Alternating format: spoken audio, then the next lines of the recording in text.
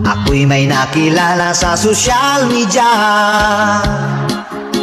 Sa kanyang profile pic ay napakaganda.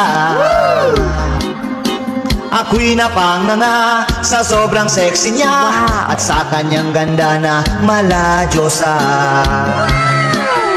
Sinubukan ko na i-video call ko siya, pero ang sabi niya ay chat lang daw muna. Hindi pa siya handa na siya'y magpakita. Excited daw ako at yun ang sabi niya. Pero siya ay kinukulit ko talaga.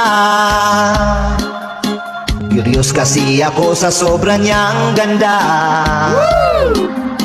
Nung pumayag na siya at siya'y nagpakita, ako ay nabigla at natulala. At ang tanong ko ay, ikaw ba to? Ang ganda mo kasi sa profile mo. Wow! Nabudol na naman pala ako. Malas naman ilang beses na to. At binubyo ko pa mga my day mo. Pinusuan ko rin mga picture mo. Akala ko kasi ay totoo.